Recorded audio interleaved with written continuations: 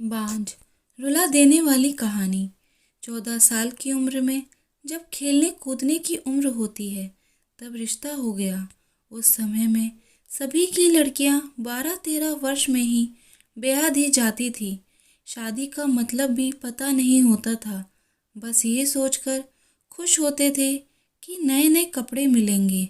माँ थी नहीं तो पिताजी ने बस जो थोड़ा सा घर का कामकाज सिखाया वही आता था। शादी का दिन आया और बस सारी रस्मों के बाद विदाई का वक्त भी आ गया। रोते रोते डोली में बैठकर ससुराल पहुंच गई। इतनी आलीशान हवेली देखकर मन ही मन बहुत खुश हुई। तभी सासू माँ की आवाज़ आई, अरे जल्दी से कलश लाओ, बहू आ गई है। और मैंने घूंघट की आड़ से अपनी सास को देखा। आंखों से एकदम सख्त मिजाज की लग रही थी। मुझे सच मानो थोड़ा डर गई थी उन्हें देखकर। सारी रस्में खत्म होते होते रात हो गई थी। बिस्तर पर लेटते ही नींद आ गई। सुबह सुबह नौकरानी ने आकर जगाया था कि चलो रसोई बनाने की रस्म है। तैयार कर रसोई में गई और खीर बनाई। सबने तारीफ भी की पर सासू माँ ने कमी निकाल दी। साथ ही साथ हिदायत भी दे दी कि अब बचपन छोड़कर कुछ काम काज सीख लो। 15 दिन बाद मेरे पति को भी हॉस्टल जाना था क्योंकि वह तब बीए कर रहे थे। खैर अमर भी हॉस्टल चले गए और मैं अकेली रह गई अपनी सास और ससुर के साथ। बीच बीच में अमर चिट्ठी लिखते थे पर पहले सासू माँ पढ़ती थी, बाद में मेरे पास आती थी। उम्र कम होने की वजह से इतना फर्क नहीं पड़ता था। मेरे अकेलेपन का साथी था आम का पेड़।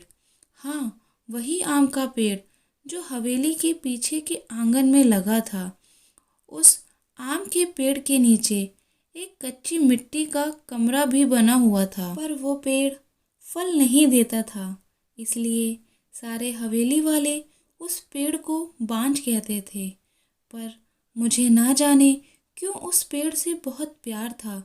जब काम से निवृत्त होकर कुछ फुर्सत के पल मिलते थे तो एक वही पेड़ मेरा साथी होता था। उसको देखते हुए मैं अपनी सारी थकान भूल जाती थी। 2 साल बीत गए और मैं 16 की हो गई। अमर की भी स्नातक की पढ़ाई पूरी हो गई थी। आज अमर वापस आ रहे थे। सासू माँ सुबह से ही तैयारी में लगी हुई थी। खुद ही रसोई में जा जाकर सारा जायज़ा ले रही थी। मैं भी बहुत खुश थी कि अब मुझे अकेले नहीं रहना पड़ेगा। 16 श्रृंगार के साथ मैं पूर्ण स्त्री की तरह महसूस कर रही थी। आज मांग का सिंदूर कुछ अलग ही लालिमा लिए हुए था। शायद वह लालिमा मेरे चेहरे पर भी दिख रही थी। तभी तो मेरी सास ने मुझे से कहा कि जा अपनी नज़र उतरवा ले, अमर आ गए हैं। हवेली की हलचल से पता चल गया था। मुझे खाने पीने से निवृत्त होकर सब आराम करने चले गए। अमर भी अपने कमरे में आ गए थे और मैं बस शर्म से लाल हुई जा रही थी। तभी अमर ने मुझे तोहफा दिया, एक सुंदर लाल साड़ी। पर मेरे लिए तो अमर का वापस आना ही सबसे बड़ा तोहफा था। हमने ढेर सारी बातें की जिसमें कुछ शिकायतें थीं, कुछ प्यार था। समय बीतता गया और 2 साल कैसे बीत गए पता ही नहीं चला। अमर और मैं एक दूसरे के साथ बहुत खुश थे। एक दिन अचानक पता चला कि मेरे पिताजी बहुत बीमार हैं। अमर मुझे लेकर तुरंत रवाना हो गए। पिताजी मुझे देखकर बहुत खुश हुए, जैसे मेरे लिए ही अपनी सांसों को रोका हुआ था। और फिर मुझे अमर के हवाले करके वो इस दुनिया से चले गए। भीगी आंखों से अपने पिताजी को विदा किया। अब मेरा सब कुछ अमर और उसका परिवार ही था। समय गुजरता गया और अमर ने अपनी लॉ की पढ़ाई भी पूरी कर ली और अब वो सरकारी वकील कहलाने लगे थे। पर भगवान ने मुझे अभी संतान सुख नहीं दिया था। अभी तो सासू माँ दबी जुबान में बोलती थी, पर धीरे धीरे उन्होंने अपना रुख कड़ा कर लिया। अमर बहुत व्यस्त रहते थे अपने काम काज में, सो वो मेरे पीछे सारा दिन पड़ी रहती। धीरे धीरे सारे गांव में ये बात फैल गई कि हवेली की बहू बांझ है। तीर की तरह चुभता था ये शब्द, पर कुछ कह नहीं पाती थी, सिर्फ आंसुओं से दिल हल्का करती थी। अमर मुझे दिलासा देते थे, पर लोगों का व्यवहार अंदर ही अंदर मुझे खोखला कर रहा था। अभी मेरी उम्र ही क्या थी, सिर्फ 19 साल, और लोगों ने मुझे बांझ बना दिया। बचपन से ही शरीर से दुबली पतली थी मैं। फिर माँ के मरने के बाद ठीक से पालन पोषण भी नहीं हो पाया था। एक दिन अमर जब दोपहर के खाने पर घर आए तो सासू माँ ने फरमान सुना दिया कि हम अमर की दूसरी शादी करेंगे। उफ, इतना बड़ा धोखा अमर कैसे दे सकते हैं? नहीं, ऐसा नहीं हो सकता। मुझे बत्ती बुझा दो, मुझे सोना है। अमर, कुछ बात करनी है आपसे। मैं थक गया हूँ धान, मुझे सोने दो। अमर, क्या आप दूसरी शादी करेंगे? धानी, मैंने कहा ना, सोने दो मुझे, थक गया हूँ। मैं तुम सब लोगों की चिक चिक सुनते सुनते, उधर माँ है और इधर तुम, परेशान हो गया हूँ। मैं मन करता है आत्महत्या कर लूँ। नहीं अमर, ऐसा मत कहिए। धानी ने अमर के मुंह पर हाथ रखते हुए कहा, आपके अलावा अब कौन है मेरा? धानी करवट लेकर सारी रात आंसू बहाती रही, और जब सुबह उठी तो एक टूटी हुई औरत बनकर, जो मजबूर होकर हर चीज से समझौता कर लेती है। सारी रात यही सोचती रही कि शायद अमर ने भी मौत स्वीकृति दे दी है दूसरी शादी के लिए, पर उसे ये कहाँ मालूम था कि उसकी माँ ने किस हद तक उसे मजबूर किया है दूसरी शादी के लिए। 1 महीने के अंदर ही अमर की दूसरी शादी गेंदा से हो गई। गेंदा अमर की माँ की दूर के रिश्तेदार की बेटी है। धानी, अपना सामान उस पीछे वाले कमरे में रख ले। आज से गेंदा इस कमरे में रहेगी अमर के साथ। सासू माँ ने हाथ नचाते हुए कहा, कैसे छोड़ दूँ यह कमरा? नहीं, ये मेरा कमरा है, जिसे जहाँ जाना है जाए। पर फिर ख्याल आया कि जो ब्याह कर इस घर में लाया था, जब वही मेरा नहीं है तो ये कमरा कैसे मेरा हो सकता है? ऐसा सोचते हुए आंखों में आंसुओं का सैलाब उमड़ गया। सिंदूर की डिब्बी और कुछ कपड़े लेकर उस कच्ची मिट्टी के कमरे की तरफ बढ़ गई। सामान एक कोने में रखकर खिड़की पर बैठ गई और उस आम के पेड़ को देखते हुए उसको निहारने लगी। इसे किस्मत कहूँ या कुछ और, कि आज मेरी हालत भी इस पेड़ की तरह हो गई है। अकेला बेसहारा जैसे ये अभी तक अपने अस्तित्व को बचाने में सफल रहा है। क्या मैं इसकी तरह अडिग और मजबूत रह सकूंगी, या फिर किसी कमजोर लता की तरह मुरझा जाऊंगी और अपना अस्तित्व खो दूंगी? नहीं, ऐसा नहीं होगा। मैं मजबूत रहूंगी। जब यह बेजुबान पेड़ सबसे लड़ सकता है तो मैं क्यों नहीं? अपने विचार श्रृंखला से बाहर आते ही मैंने अपने आप को संभाला और हर स्थिति से लड़ने के लिए तैयार किया।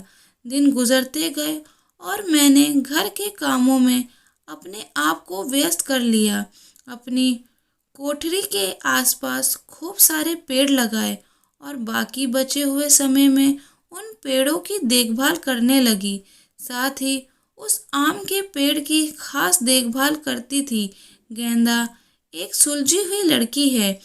वो जब भी मुझसे बात करने के लिए आती, मेरी सासू माँ उसे बहाने से बुला लेती। अमर पहले से भी ज़्यादा व्यस्त रहने लगे थे। मुझसे बात तो करते थे, पर एक पछतावा हमेशा उनकी आंखों में दिखता था। शायद मेरी हालत देखकर बुरा लगता था उन्हें, पर माँ के खिलाफ जाने की हिम्मत नहीं जुटा पाते थे। गेंदा के दिन खुशी में से गुजर रहे थे और मेरे दिन बस गुजर रहे थे। और देखते ही देखते वो दिन भी आ गया जब गेंदा ने खुशखबरी सुना दी कि वो माँ बनने वाली है। पूरी हवेली में त्योहार जैसा माहौल हो गया। सारे नौकरों में तोहफे बांटे जाने लगे। मैं भी बहुत खुश थी कि चलो अच्छा है, अब घर में एक नया मेहमान आएगा। शायद मेरी जिंदगी का सोनापन भी कुछ कम हो जाएगा। गेंदा बहुत कमजोर थी और उम्र भी 16 साल। उसे बहुत तकलीफ होती थी। अब सासू माँ का आदेश था कि उसकी अच्छे से सेवा की जाए, जिससे कि उसकी कमजोरी दूर हो सके। सारी देखभाल के बाद भी गेंदा का वजन कुछ खास नहीं बढ़ रहा था। एक दिन चिंतित होते हुए मैंने अमर से कहा भी कि गेंदा को शहर में किसी अच्छे डॉक्टर को दिखा दिया जाए, पर सासू माँ ने ये कहकर मना कर दिया कि हमारे भी बच्चे घर पर हुए हैं। और अमर की वही पुरानी आदत कि अपनी माँ के खिलाफ वो जा ही नहीं सकते थे। एक दिन गेंदा की तबीयत कुछ खराब होने लगी। उसकी सांस बहुत फूल रही थी। घबराकर मैंने गांव के वैद्य जी को बुलावा भेजा। वैद्य जी ने आकर कुछ दवाइयाँ दी और खून की कमी भी बताई। और जब मैंने अमर को ये सब बताया तो सासू माँ ने मुझे गेंदा से दूर रहने का आदेश दे दिया, ये कहकर कि एक बांझ की छाया भी नहीं पड़नी चाहिए गेंदा पर। खैर, मुझे गेंदा से दूर कर दिया गया और मैं फिर से अपनी कोठरी में अकेले सारा दिन बंद रहने लगी। या ये कहूँ कि अंदर ही अंदर मैं खुद भी डर गई थी कि कहीं सचमुच मेरी वजह से गेंदा को कुछ ना हो जाए। कुछ दिन बाद रात में नौकरों का शोर शराबा सुन के मैं आंगन की तरफ भागी। देखा तो गेंदा के प्रसव का समय आ गया था। गांव की बूढ़ी औरतें और दाइयों को बुलाया गया। पूरी हवेली में हलचल का माहौल था। मैंने अमर की तरफ देखा, बहुत डरे हुए लग रहे थे। मैं उनके पास गई और उन्हें थोड़ा धैर्य रखने को कहा। थोड़ी देर में बच्चे की किलकारी गूंजने लगी। हम सभी की खुशी का ठिकाना नहीं था। पर तभी काकी ने बाहर आकर बताया कि गेंदा की कमजोरी और खून की कमी के कारण वो गेंदा को बचा नहीं पाए। बेटी को जन्म देते ही गेंदा का देहांत हो गया। हाय, पोते का मुंह नहीं देख पाई मैं, अब कैसे मेरा वंश चलेगा। सासू माँ का विलाप सारी हवेली में गूंज रहा था। उस छोटी दूध मुँहे बच्चे को देखकर मेरा कलेजा मुंह को आता था। ऐसा लगता जैसे वो मैं हूँ। मैं उसे कलेजे से लगा ले रखा था। जिनकी माँ नहीं होती वो बच्चे कुछ ज़्यादा ही समझदार होते हैं शायद। ज़रा भी परेशान नहीं करती थी वो मुझे, बस दूध पीते ही सो जाती थी। सासू माँ का वही राग चलता रहता कि लड़कियों से वंश नहीं चलता है, पर अब शायद किसी को फर्क नहीं पड़ता था। अमर अब पहले से खुश रहने लगे थे। ऑफिस से आते ही मेरे कमरे में आते और गुड़िया को खिलाते। मुझे भी अमर को खुश देखकर अच्छा लगता। साल बीत चुका था गेंदा को गए हुए और गुड़िया को आए हुए। आज गेंदा की बरसी थी। हवेली में छोटी सी पूजा रखवाई है मैंने। पंडित जी के आते ही सासू माँ ने प्रश्न किया कि क्या मैं जीते जी पोते का मुंह देख पाऊंगी, और पंडित जी ने उसके लिए कुछ ग्रह शांति के उपाय बताए। सासू माँ चल दी पंडित जी को हवेली दिखाने और सारी हवेली की शुद्धि कराने। मेरी कोठरी के पास भी गई और पंडित जी को वो बांझ पेड़ भी दिखाया। पेड़ देखते ही पंडित जी का मुंह बन गया और उन्होंने कहना शुरू कर दिया कि इसी मनूस पेड़ की वजह से हमारे घर में बेटा नहीं है। जितनी जल्दी हो सके इसे कटवा दो।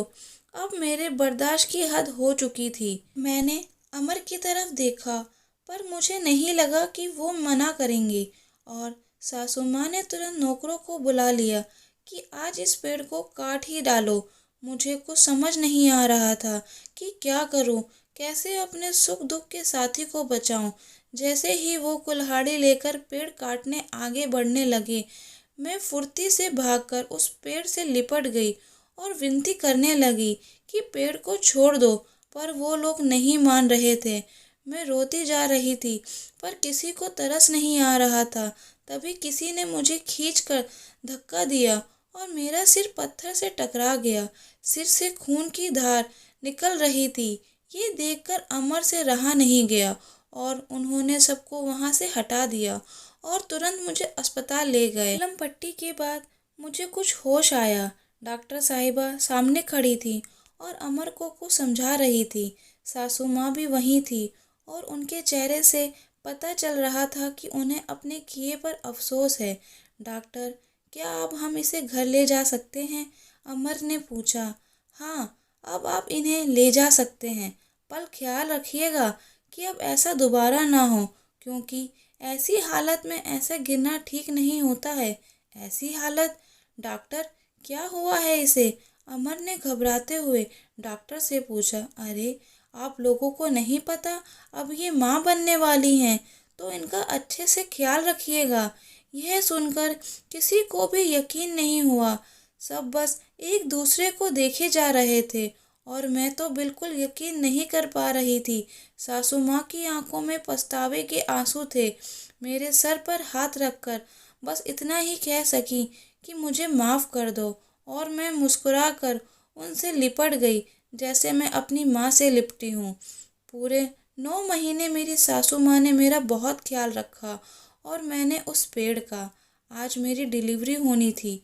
सासू माँ समय से मुझे अस्पताल ले आई ताकि जो गलती उन्होंने गेंदा के समय में की थी वो अब ना हो। बधाई हो, आपके पोता हुआ है। नर्स ने सासू माँ को खबर सुनाई और सासू माँ ने हाथ से अंगूठी निकालकर नर्स को दी। वो बहुत खुश थी, पर इस वजह से नहीं कि पोता हुआ था, बल्कि इस बात पर कि मैं बिल्कुल ठीक हूँ। हवेली में धूमधाम थी। सब खुश थे कि हमारा परिवार पूर्ण हो गया था बेटी और बेटे के आने से। और एक खुशी कहीं और भी पनप रही थी। वो उस आम के पेड़ में फल आ रहे थे। शायद हम बहुत जल्दी चिंता करने लगते हैं फल मिलने की, पर हर चीज़ का एक समय होता है। कुपोषित शरीर हो या पेड़, दोनों ही फल नहीं देते। प्रिय पाठकों, आशा करती हूँ आपको मेरी ये कहानी पसंद आई होगी। आप लोगों की समीक्षा का इंतज़ार रहेगा। धन्यवाद।